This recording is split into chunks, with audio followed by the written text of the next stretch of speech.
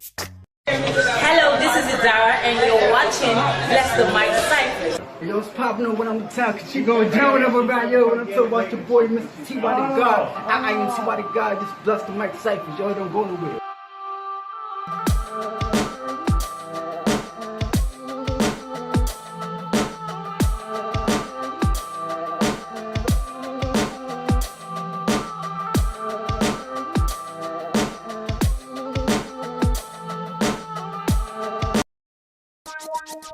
Get in the cipher.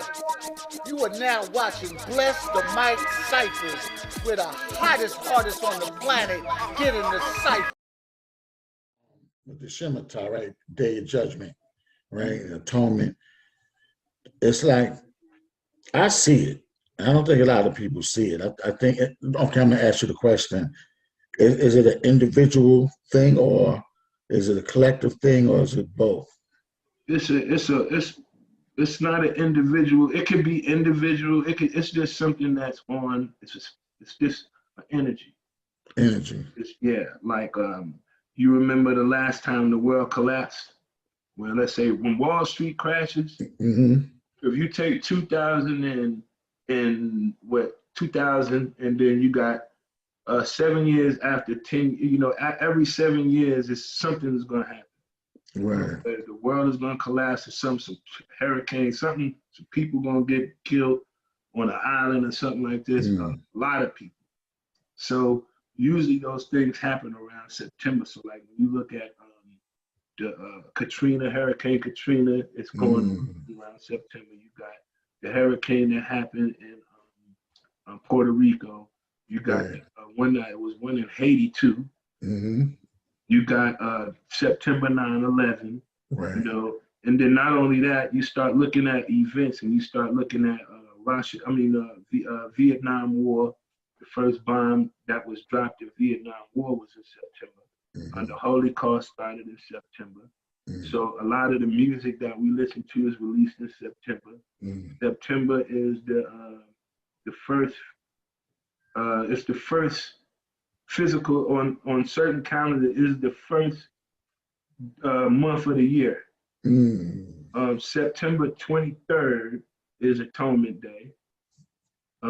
September 23rd is Atonement Day. Atonement Day is supposed to be the day that Jesus Christ was born. Okay. September 23rd is also known as Tishri 10 for anybody who wants to look at that and see how that goes. If Tishri 10 is September 23rd. September is short for the number 7. October is the short for the number 8.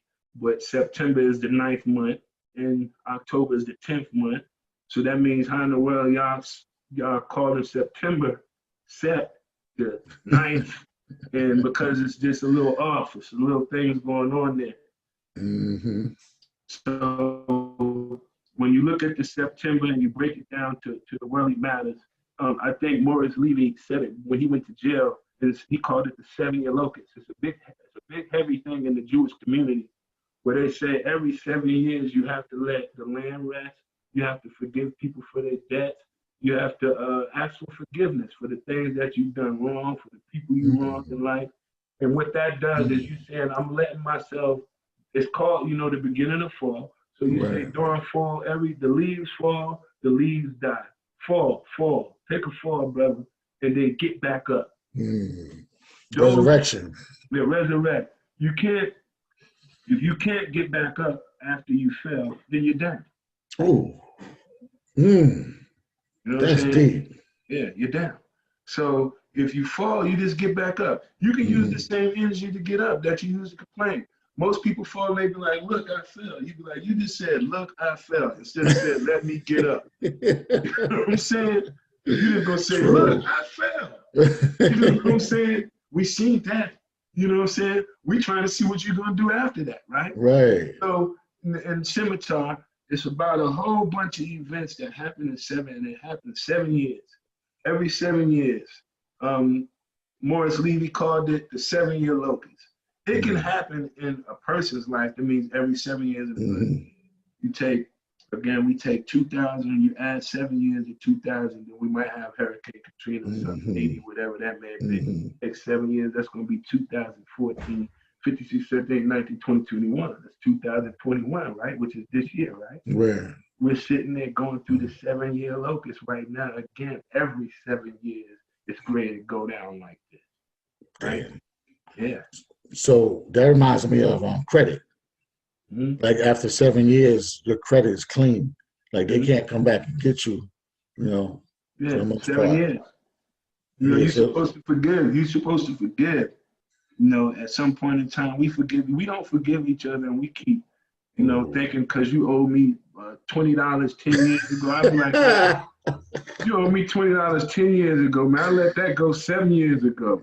Yeah. You know, I forgot. I stopped thinking about it. You know what I'm saying? Because in order for me to grow, I gotta let that go. I can't go on carrying like so-and-so will be 10, this person will be 7. That's what they call in Dianetics engrams in Scientology. Like you hold a grudge, so you got something in you that's like tight, like this for years. You know, and some people like I do it a little bit, and I try to not do it. But when I see people like, for instance, Tina Inglewood Hackett, I'll let you go in a moment, bro. No, we good. We good, bro. Tina Inglewood Hackett, we had that tri-town fighting thing going on. Sometime Patterson might jump in or whatever.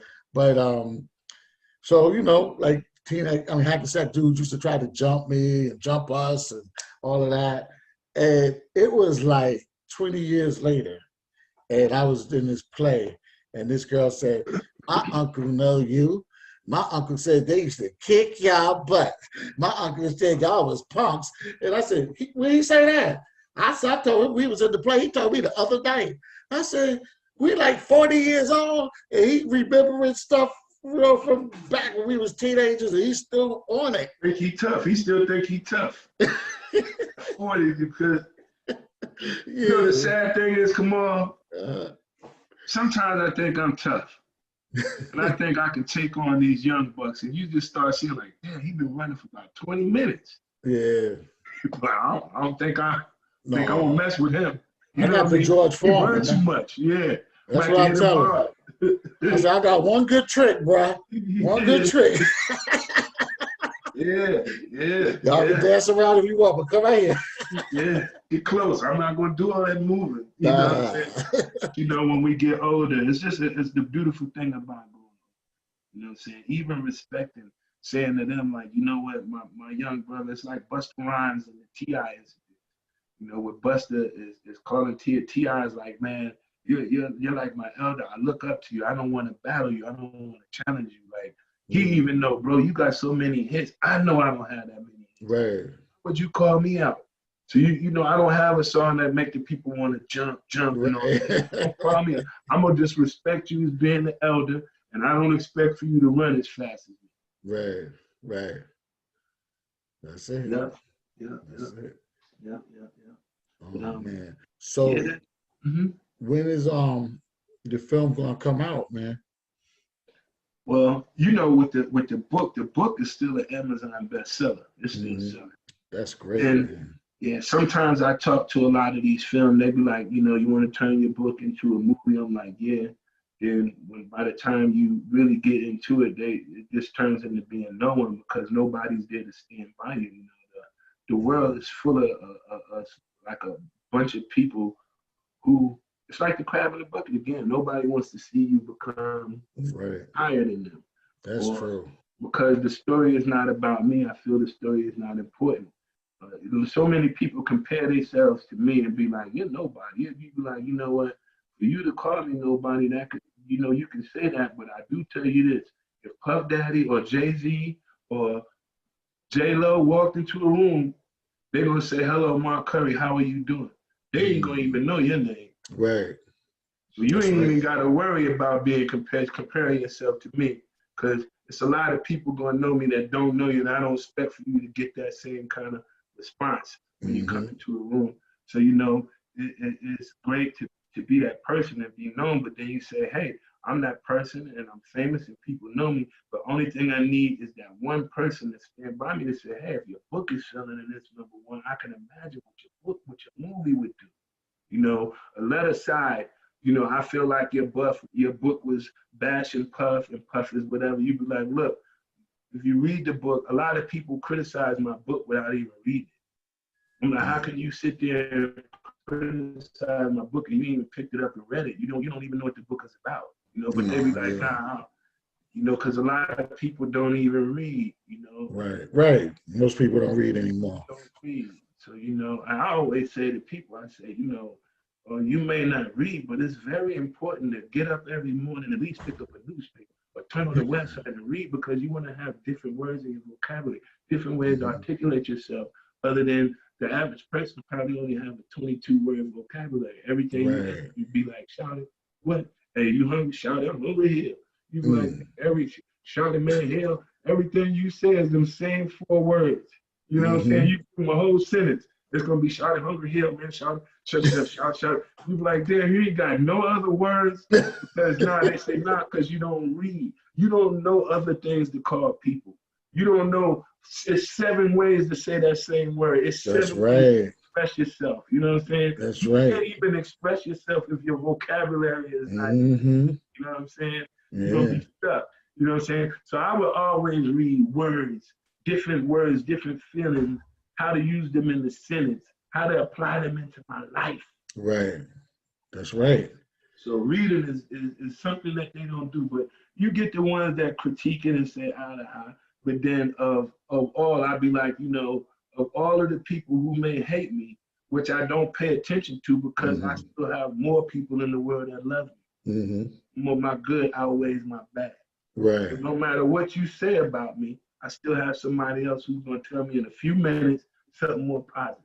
Right. Well, when I read the book from an artist perspective and a fan perspective, I learned more about the music business and kind of like human nature, just like, you know, a rapper, I'm not going to say names right now, but a rapper taking the deal and blowing the money, you know, because they never had the money, that kind of thing. And like, you can't really blame all of that on Diddy. You know what I'm saying? Like, sometimes it's the artist, and it's like you said, they didn't read. They didn't know about the game that they was getting into. So it's both. It's like you shouldn't exploit nobody, but at the same time, you shouldn't exploit yourself, because you should know. And I mean, it's drama and it's real life, and it gets to like, a lot of it is sad, but it's not, again, because we said like earlier, most record labels, Sugar Hill, whoever, it's the game. The game has a template. Like, most labels got a similar template contract. And if you sign it and you do your money wrong, so to me, overall, it was just a lesson. And I think anybody going into the game that would read it wouldn't be mad at somebody, you or Diddy. They'd be more into like, oh, this is what I better not do. You know what I'm saying? And you don't even have to look at it and be an artist. It's just a walk of life. You can apply that walk of life to your walk of life, no matter if you're working at a warehouse. Working at a warehouse is the same as me working at Bad Boy. You know? True. But you know, I always, you know, I said, you know, with the money thing, you say, okay, you know, one of the most amazing things that I often remind myself of, and I'll be like, man, wow, I've been living for 49 years. Amen. And of all of the 49 years I've been living on this earth, I probably only missed about 6 meals. 6 what? 6 meals. Okay. I only went 6 times without having nothing to eat. Right. Yo, it feels good, right? Feels good. I ain't missed a meal. You know what I'm saying? Some people wake up and they don't know how they gonna eat. Or where they gonna get a plate of food from, because they done burnt all of the bridges of the people they could ask. Or they just so negative. You know, if you're a positive person, if you wake up, only thing you need to do is wake up, because somebody's gonna say to you, come on, want something to eat? Yep. You be like, yes. You know what I'm saying? That'd be God talking to you. Get up, we got something to eat for you. But when you're a messed up person and nobody really see, that's what happens when we look at eternal life. I always tell people who take losses, I say, to live in the hearts you leave behind is eternal life.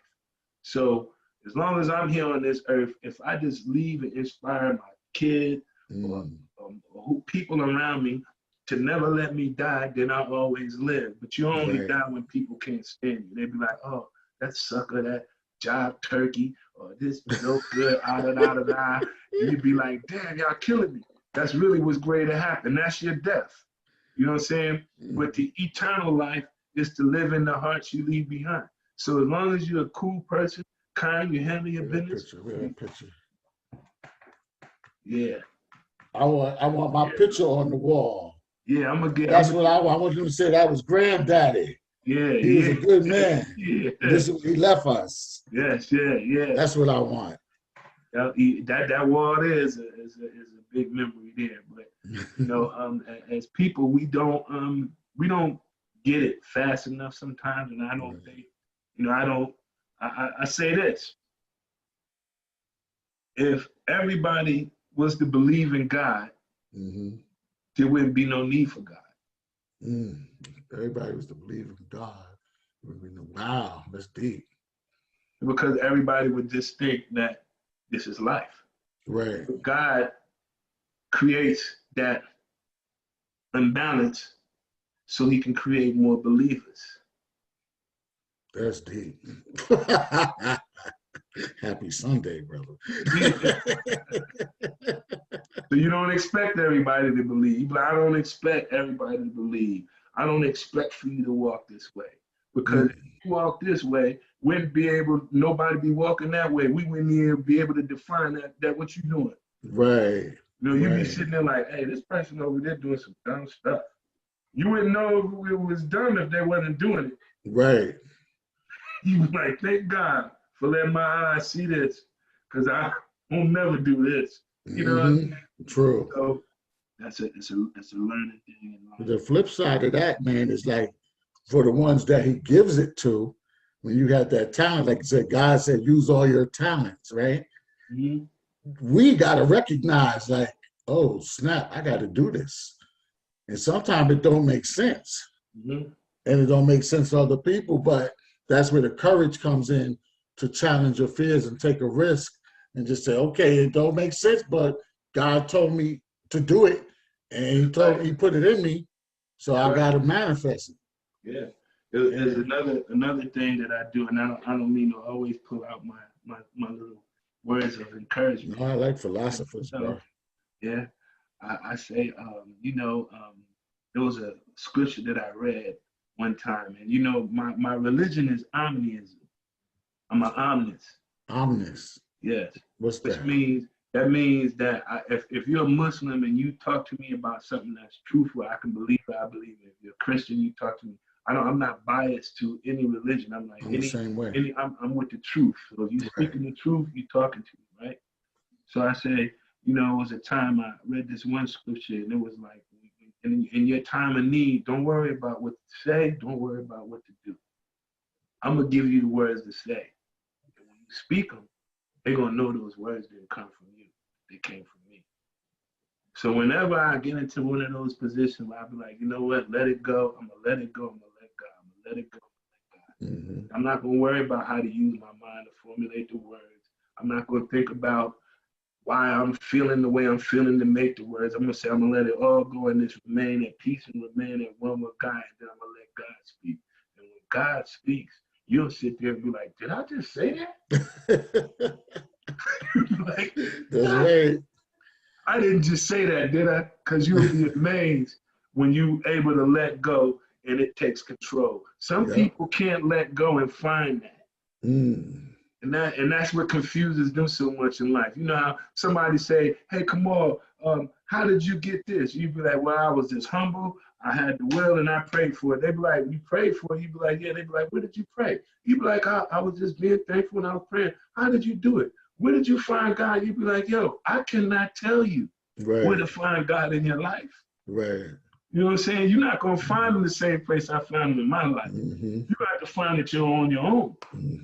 You know, every man carries his own cross is what they call it. You know what I'm saying? You got your own cross. You got your own problem. We create our own giants, bro. It's like, yo, you don't worry about a problem. You be like, because a problem is just something that you possibly could have created yourself. So as soon as you be like, oh, I ran across a problem. You're like, no, shit backfired. It backfired on you, and now you're going to have to figure out another way to maneuver out of that one because it's not going to go that way. Don't blame it on the world and say, I have a problem. No, something that you done was just wrong. You know what I'm Right. saying? And you have the opportunity to correct it right now. Don't even talk Mhm. about it.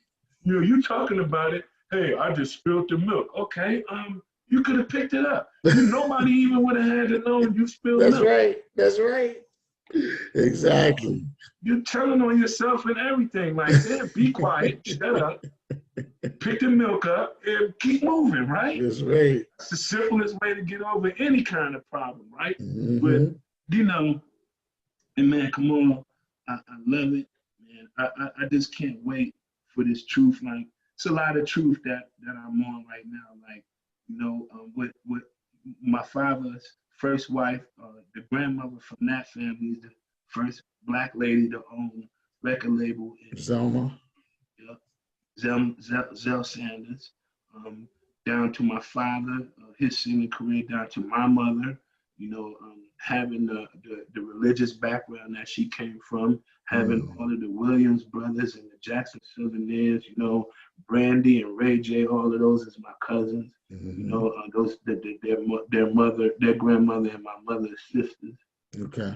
It's coming from that rich background of goodness, and then, you know, putting it up against, you know, the world as is and the world that we live in. It's just my way of getting out of it. My way of, you know, it's more than one way to climb. You know, if you come across a big mountain, and you're like, wow, this is a big ass mountain, and you got to get to the other side. What you gonna do? You're gonna figure which way you're gonna get around it. What might You be gotta the get over it, or you easiest gotta go around it. Got to get over it, go around it. Some people don't know how to go around it. Cause they got the mountain, they be like, I got to climb it. She's like, you ain't really got to climb it. You either go left or right as far as possible on flat land. Right. Keep going around, and you're gonna get to the other side. There's so many different ways to get to the other side, man. Right. You know what I'm saying? This was just the book. The movie is almost like it represents being able to get to the other side of the mountain without having to climb it. Just go around it, you know, and how powerful, you know, there's things that we don't know of, like clubs back in the days that allow us to perform, to be artists, like, you know, to be an entertainer. They wouldn't let us perform on American Bandstand or at the Cotton Club and things like that. There was Little Richard and Sammy Davis Jr. The meaning of the Apollo Theater on 125th Street. Right. Hotel Teresa that was across the street that all of the entertainers used to stay at when they was going to go to the 125th Street Apollo. You know, how important that was. You know what I'm saying? Times like when Gaddafi came to New York and stayed at Apollo and came and wanted to give Farrakhan all that money. And they was like, we ain't going to allow him to give Farrakhan that money. He was trying to dump the bag on Farrakhan one time. You know what I'm saying? Right. Hotel Teresa, the people who owned the hotel. My mother had ran her record label out of the Hotel Teresa. Yeah, the Hotel Teresa had a club in it called the Gold Room. Wow. The Gold Room was ran by a guy named Willie Benjamin, which happened to be the guy that Puff Daddy's father used to work for. So the Puff Daddy stories in there with his dad, you know, the history of that, you know, the history of Harlem, the history of, you know, even from us coming from that and then dealing with the Shugs, you know, and comparing them to the Zell Sanders and the Chess Brothers. You know, the Chess Brothers, every gangster that was a gangster, you wanted a record label. So it's been going on like that. If you're a gangster, you're gonna have a record label and all that. So it's going all the way from then dealing with the gangsters in the 50s all the way to dealing with the gangsters in the 90s. And everybody's all about the same business. I remember Hotel Teresa, well, Malcolm X stayed there when he left the nation. He set up his office there. Yep. And then also I remember King's Son brought me up in there to Zakiya and 4th and Broadway. And that's when Rakim had got on. You know what I'm saying? So that legacy has still continued. Yeah.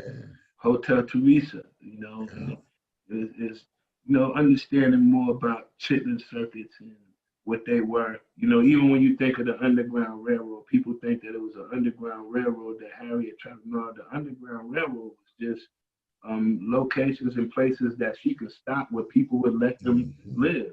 Right. You know, like they would hide them. So the Underground Railroad was going over to Miss Stevenson's house, and we can go in the barn with 15, 20 slaves, and she's not going to tell nobody. We can keep using it, keep using it. You know, it's underground. There wasn't no train just going underground. And, you know, a lot of people don't understand that. But even in our own lives, if we apply Harriet's story to our own lives, then we say, even as a person, you have to have your own Underground Railroad. That means you got to know when certain things are going wrong in your life, you can go over here. When this is going wrong, you go over here.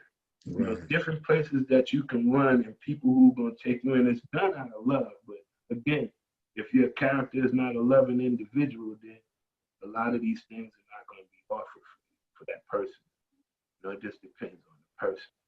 You know, that this movie, it's about all of that. Right. Will it feature the James Bond car thieves, or just the fact that Teaneck was known for burglaries, like you mentioned before? I didn't mention them, but in the movie, what I do, which is almost like them, was when one of the Jewish guys comes home and he goes to his garage, and then he goes in his garage, they're already in the garage waiting on him. So then, you know, that's how that normally went. You know? That's deep. But for the people to know, and like in Newark, there is car theft. You know, we had a Jersey Drive movie. But in Teaneck, it was so bad that, like, if a neighbor told some of my friends they were going on vacation, their house was robbed. And so we had our whole block almost robbed at a time, about 20 houses on the block. Yeah. You know, and I'd be like, I know who did it. And then sometimes the neighbors would know, I know who robbed my house. And it was sad, but it became a culture. Yeah. We you know, but, you know, some people would think and be like, there's some petty thieves, You'd be like, nah.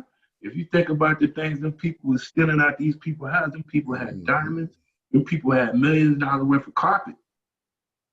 Carpet was $1 million. There was a dude on West Inglewood Avenue from Sony Records. He had platinum records up on the wall and everything. He had the new house on the block, and they got him, man. And I was like, how y'all play with his kids, jump in his pool, and then rob his house, man? Well, every time they dove in the pool, their window was looking left. They looking in the window like this, you know. But hey, that was just a Teaneck. That's just some, you know, certain. You go to California, they known for drugs. You go to Chicago, they known for drugs and murder. You go to Teaneck, they known for breaking and entering. That's it. That's the crime, B&Es. You know, that's probably why my room was in the attic and I could hear click, like you can step on the step downstairs. I hear it because I'm like, y'all ain't coming up in here. Not in here, not today. You know, I'm ready for y'all, bro. Yeah. That's how Black Rob was. He was they called him cat burglars. You know what I'm saying? And you know, I speak to him. And you know, Black Rob was here in Atlanta with me. Oh, I didn't know that. Yeah, I tell you a story, but I can tell you this story just because you know I have no shame in the story. Black Rob lived with me for a couple of years. Well, no, let's say, man, he lived with me for a while. He came to New York. Whenever Black Rob would come to Atlanta, he wouldn't want to go back. Soon as he catch up with me and my friend Watt, he's not going home. So he came down here and stayed with me, and I was going through an eviction, you know, and I got evicted out of a house, and Black Rob lived with me when I got evicted, and he was going through, you know, he was back and forth doing this thing, and that happened. But that's just how much of a brother that is to me, because I took him in when I was like, you know, if you want to come to Atlanta, you come on down here. And, you know, we would sit there and be like, damn, you know, at the end of the day, it's a, you know, the crazy thing is we done music, we helped Puff become a very successful individual, but in our time of need, the only thing we got is each other, bro. We can't call him and ask him. I can't call him and be like, hey, Black Rob is here in Atlanta, me and him both in the same house, and we gonna get evicted. We need some help. You know what I'm saying? Puff wouldn't be like, hey, don't worry about that because both of y'all together, I'm sending the money. He went, you know, we had to go through it. And you'd be like, damn, to come this far, and the only thing we really have after this thinking a bad boy for life is just me and you, bro. You know what I'm saying? And you know, with a lot of the artists, like even with Loon and G Dep, you know, I understand G Dep when he told me that, you know, he just couldn't, he could, you know, he told, you know, he couldn't just, he had to put that behind him, what he had going on in his life. He couldn't go forward without addressing what had happened, you know, and he, you know, so I said, hey, you know what? A lot of people don't know what it's like to have to ask for apology for something that you've done wrong in order to move forward. And I give an example a lot to people. I said, hey man, when I was young, I had a dog, and I let the dog stay in the basement, and I never would feed the dog. I wouldn't take the dog out to walk or nothing like that. And the dog had fleas and every kind of, or ticks, everything. And the dog died. And then for so many years, I was just going through life like, damn, how come I can't do this? How come I can't have this? How come the money ain't like this? How come? And then something came to me one day and said, Mark, you need to apologize for what you did to the dog. And then one day I went home and I got on my knees and I prayed and I said, you know, I asked for forgiveness. And then after that, things changed for me. I had to admit that I was wrong. Like with Puff, I think that he should admit, not admit, but you know, for those who feel like, even if you feel like I hurt you, Right. I'm gonna apologize. I don't care to talk to you about, no, I didn't hurt you, or you know, sometimes you squeeze in a person, they be like, yo, back up, you pushing me. And you be like, I'm not pushing you. They be like, back up, you pushing me. But then when you think about the Heavy D party and Puff party, the people that they was pushing, they got killed. They kept saying, don't push me. But sometimes people don't understand when you're saying, don't push me. You're not saying, don't push me. You be like, please don't knock the air out of me. Right. So I'm labeling it as pushing me. But if you push me a little bit wrong, it's going to kill me, right? Right. Some people don't understand that they're pushing you That's true. until they kill you. That's true. You know? And, I talked to, Loon had came home, and he came home. I think I might have spoke to him briefly on the phone one time. But for someone, you know, to do as much time as he's done, you know, the time that he's done, not as much, but the time, because people done more. But the time that he's done, you would think that if he was, when he came home and I said, hey, Loon, I'm happy to hear that you're home, he'd be like, Curry, I'm happy to hear your voice. It was the vibe was just all different. Then I noticed, like, when he come home, he hang around the same, you know, like when I was with Bad Boy, I had friends that were my friends that I introduced to Bad Boy. Right. So to this day, they're still Puffy's friends. They're still going to Puffy's parties. You know, still Puffy kids coming over to the house and So they still think Puffy is their friend. I'm the person who said, you know what, he's not a friend of none of us, and I walked away. So you'll have a person, even though I've been one of the person, the most stand-up person and voiceless person about these differences and things that need to be changed, you don't hear someone say, hey, you know what, Mark Curry, when I was in prison, I read your book several times and it helped me. You know, it helped me get to where I am today. I stayed believing, I stayed having faith. You know, even to come out and know God has blessed me to be out. I'm gonna make sure I'm hugging everybody that I didn't think I was ever gonna see again. I'm not coming out. Yes, brother. You know, I'm in love with everything about life because life is in love with me. So when you have a person that doesn't understand how to love life as much as they love people, you be like, you love people, because I can see the ones you gravitate to when you come home. And I know them too, and they ain't even no more better than any other person that we felt was messed up. You still coming around, hanging around the wrong people. You know what I'm saying? Like if I come home from prison, I'm not gonna hang around with somebody who keeps carrying a pistol all the time. I'm gonna hang out with you once a month, maybe once every little while.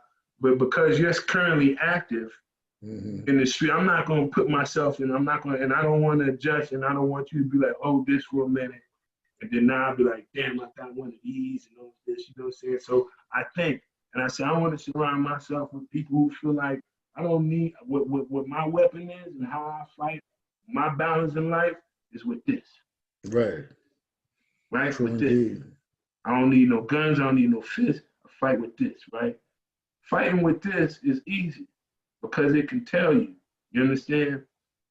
You know, that brief conversation with him just wasn't something. I felt like, I'm gonna hang this phone up and then I'm gonna try it again later on in life. Maybe when we have more of a need to talk to each other and say hello. Right now, I just don't feel like saying hello is something that it's a priority to me, but it may not be a priority to you.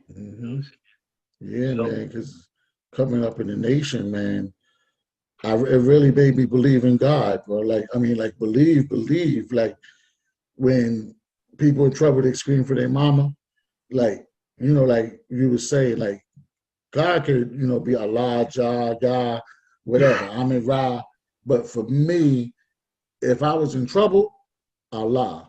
Only because I saw that I didn't have to carry no weapon.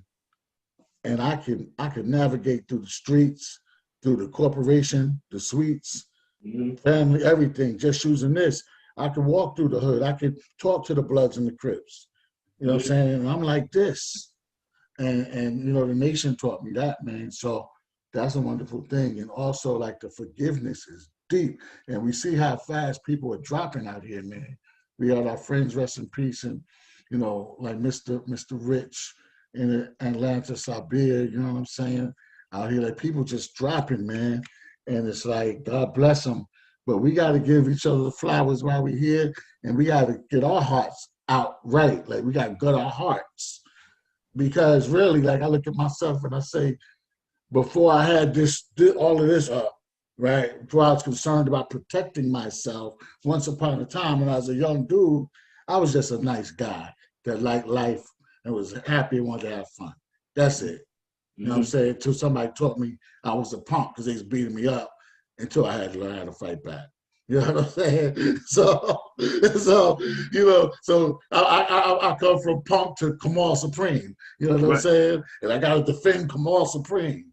But now I'm like, man, y'all can have all of that, bro. I'm good. I'm just chilling. I want the pretty small things, or the everyday things in life, man. Yeah. I'm growing. I'm moving on. I look back every now and then just to remind myself how far I made it. But I don't look back for long because, they say God put your feet and they facing forward for one reason. You know why that is? Move forward. And if they was facing backward, every time you try to go forward, you fall on your head. You know what I'm saying? Now, the other morning, God told me, I woke up, he said, take out the trash. And I knew that ain't mean the trash in the kitchen. You know what I'm saying? Not take out the trash, take the trash out. You know what I'm saying? And we put the trash out in the street for the dumpster man to come pick it up every week so we can clear it, right? Right. Sometimes you got to put it out and let the dumpster man come pick it up and carry it away the same way. It's the same thing. Put the trash out, put the trash out. And then this morning, God told me, I was looking at my wife, and God told me, I made her for you. I said, what? And then it made me think of the story with the rib. I said, the spiritual thing, the rib came from the man to the woman. It ain't no physical rib. It's just me, I made her for you. This is my gift to you. So how you going to treat her? And it's vice versa. Right. It's vice versa. But we don't understand that sometimes. You just going to put mental barbecue sauce on her. Mental barbecue sauce on her. You know what I'm saying? You didn't say it was pork or beef. So I was like, cool. It's not lamb, pork, or beef. It's a different kind of meal. You know, and I love it. It's only enough on the plate for one. You know what I'm saying? Yes. You know, yes, Kamal. So I'm going, and I put out, again, I always reach out for the ones that are able. So again, if during this interview, if anybody hears it that might have in their heart to say, hey, I'm interested in maybe even helping with this movie, anything I'm trying to do, any movie execs or anybody that feel like they can help, because the story is life-changing, not only for me, and it's life-changing for a lot of other individuals around me. And we have a lot of curses in amongst us and our families the way that we break these curses is by being able. So I feel like I'm going to be able to enable other individuals to help them move forward, to help other individuals. It's just a circle. To me, I think there's a generation, a lost generation, which is a generation that they're trying to sweep under the rug. Like they want you to know who Puff Daddy was or who Jay-Z is or was, but they don't want you to know who helped make them. All of those people get swept up under the rug because they don't want you to know the true power lies. So what we got to do is open that rug up and let them see that generation, which is us. When you think of the age gap of the individual that's swept up under the rug, that's our age.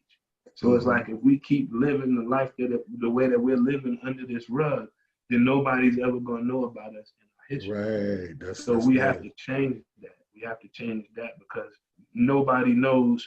They don't never think of the guy who was in prison for selling marijuana. He went to prison at 21 and now he's 48. But then they changed the marijuana laws and says, okay, we changed it, but this dude just sat and did 40, 30 years, whatever it may be. Right. He comes home, he's lost. He's one person that you swept up under the rug because during our time, this was our crime.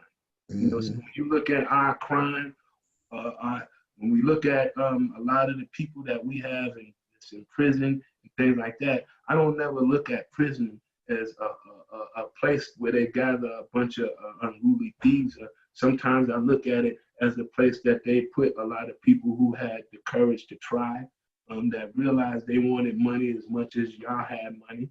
McDonald's probably stole a lot of their burgers before they was able to start their company. So I believe that everything that has a start, no matter where it comes from, it was a struggle. Right. That's right. And everything started with a struggle. And us as Black men, we started with the struggle, but for some reason we still going through the struggle, and that's just what we need to change. Maybe they're changing and saying that, hey, we're getting rid of money. Well, if getting rid of money is going to help me live better, then get rid of the money. Because a lot of people walk around saying, I got money. You be like, what's going to happen when they get rid of that? What you going to say? You be like, I got you. You be like, no, you don't. You ain't got me. You know what I'm saying? You ain't got me. You got them. You ain't got me. You know what I'm saying? So, you know, that's happening right now in our world. I'm preparing for that. You know, it's just, I got to get this done. Come on, man. I got to get it done, man. I got to do it because I got to do it in this life. This is what's going to give me, when I feel that everything that was taken from me, that I feel God had for me. God said, don't worry about what they took from you. Because when you get what I'm going to get, what I got for you, 3 times more than what they took from you. So I don't never worry about what they took from me. I'm just worrying about manifesting myself now in this life so I can have what God has for me. Right. Amen.